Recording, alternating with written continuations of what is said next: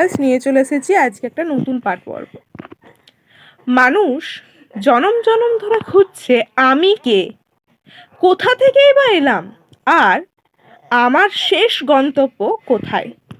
এই প্রশ্নের উত্তর খুঁজতে গিয়ে আমরা বাইরের জগতে বিভ্রান্ত হয়ে পড়ি। শ্রী শ্রী বালক ব্রহ্মচারী মহারাজ আমাদের শিখিয়েছেন, সব রহস্য লুকিয়ে আছে আমাদের এই দেহের ভিতরে। জীবন মানে কেবল বেঁচে থাকা নয়, জীবন মানে নিজের ভেতরে নিজেকে, আত্মাকে, নিজের সত্তাকে চিনে নেওয়া। এই আমিটা কে? মহারাজ বলতেন, এই দেহটা একটা খাঁচা মাত্র। আপনি এই হাড় মাংসের শরীর নন, আপনি হলেন সেই অখণ্ড সত্তার অংশ। রাম মানে সব কিছুর মধ্যে রমণ রমণ করে বা বিরাজ করে, আর নারায়ণ মানে হলো সেই পরম গতি। আপনি যখন নিজেকে চিনতে চাইবেন, তখন দেখবেন আপনার নিঃশ্বাসে, আপনার রক্তে, আপনার প্রতিটি কোষে এই পরম পিতার অস্তিত্ব স্পন্দিত হচ্ছে। আপনি আসলে সেই আদিশক্তিরই একটা রূপ। আমরা কেন এই পৃথিবীতে এলাম, এই প্রশ্নের উত্তর খুঁজতে খুঁজতে আমরা ক্লান্ত হয়ে পড়ি। শুধু কি খাচ্ছি, দাচ্ছি আর ঘুমাচ্ছি? মহারাজ বলতেন, সংসার হলো একটা পরীক্ষা মাত্র, যেখানে আমরা এসেছি আমাদের কর্মফল ক্ষয় করতে এবং মানুষকে সেবা করতে। সেবাই হচ্ছে আমাদের একমাত্র পরম ধর্ম। আপনি যখন এসেছেন মানুষের দুঃখ মুছতে, সত্যের পথে চলতে, মিথ্যা মোহ আর মায়ার জালে আটকে থাকার জন্য, এই অমূল্য মানব শরীর, মানব জীবন নয়। আপনি এসেছেন যাতে আপনার ভেতরে সেই সুপ্ত দেবত্বকে জাগিয়ে তুলতে পারা যায়। বিশ্ব ব্রহ্মাণ্ডের সাথে একাত্ম হতে আপনি এসেছেন, কোনো কিছুর সাথে মিশে যাওয়ার জন্য নয়, কোনো মায়ায় জড়িয়ে যাওয়ার জন্য নয়। মানুষ তার নিজের মৃত্যুর কথা শুনে ভয় পায়, কিন্তু আমরা শিখেছি বিনাশ নেই, আছে কেবল পরিবর্তন। যে নারায়ণ থেকে আমরা এসেছি, সেই পরম শূন্যে আমরা ফিরে যেতে হবে।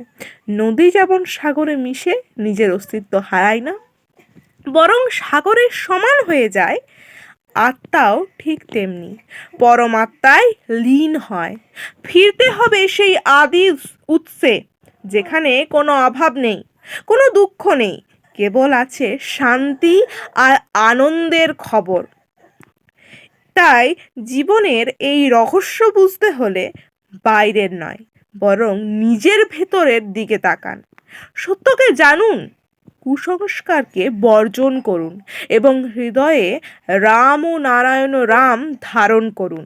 মনে রাখবেন, আপনি একা নন, সেই পরম পিতা সর্বদা আমার সাথেই আছে। রাম ও নারায়ণ রাম, এই মহামন্ত্রের মধ্যেই লুকিয়ে আছে সকল সমস্যার সমাধান, জীবনের চূড়ান্ত মুক্তি, জীবনের চূড়ান্ত পরিবর্তনের আলো। রাম ও নারায়ণ রাম শুধুমাত্র একজন আধ্যাত্মিক গুরুই ছিলেন না, তিনি ছিলেন একজন বিজ্ঞানীর মতন। তিনি বলতেন, এই দেহটাই হলো আসল ল্যাবরেটরি। অর্থাৎ আপনি কি জানেন, আপনার এই নিঃশ্বাসের ভেতরে লুকিয়ে থাকে দৃষ্টির রহস্য। রাম ও নারায়ণ রাম কোনো সাধারণ নাম নয়, এটি একটি কম্পন, একটি পরম সত্য। মহারাজ শিখিয়েছেন, আমাদের এই দেহের ভিতরেই আছে সূর্যলোক, চন্দ্রলোক আর নক্ষত্রলোক। বাইরে যা আছে ভেতরেও তাই আছে। অন্ধকারে থেকো না, নিজের ভেতরের আলোটাই জ্বালো, এটাই তার প্রধান বার্তা। আমরা কেন বারবার জন্ম নিই? কারণটা হলো আমাদের ভেতরে সুপ্ত বাসনা রয়ে আছে। মহারাজ বলতেন, যতক্ষণ না আপনি আপনার উৎসকে চিনছেন, ততক্ষণ এই আসা যাওয়া খেলা থামবে না। তিনি আমাদের শিখিয়েছেন বেদান্তের বিজ্ঞান। তিনি বলতেন, ঈশ্বর কোনো আসমানের বসে থাকা বিচারক নন, তিনি আমাদের প্রতিটি রক্তবিন্দুতে নারায়ণ রূপে প্রবাহিত হচ্ছেন। আপনি যখন এই সত্যটা উপলব্ধি করবেন তখন আপনার ভয় কেটে যাবে, শোক মুছে যাবে। আপনি বুঝতে পারবেন, আপনি জানতে পারবেন আপনি একা নন, আপনি সেই অখণ্ড ব্রহ্মাণ্ডের অধিপতি। এই যে আমাদের আসা এবং যাওয়া, এর মাঝে যা কিছু ঘটছে সবটাই হলো এই পরম সত্তার লীলা। মহারাজ বলতেন, সত্যিই যদি কেউ শান্তি পেতে চায় তবে তাকে সত্যের পথে অবিচল থাকতে হবে। জীবনে এই রহস্যময় পথে চলতে চলতে যখনই ক্লান্ত বোধ করবেন তখন স্মরণ করবেন রাম ও নারায়ণ রামের বাণী, অমোঘ বাণী। তিনি বলতেন, ভয় পেও না, বীরের মতো এগিয়ে চলো। এই জীবনটা একটা সুযোগ, সুযোগ নিজেকে চেনার, সুযোগ এই পরম নারায়ণের বিলীন হওয়ার।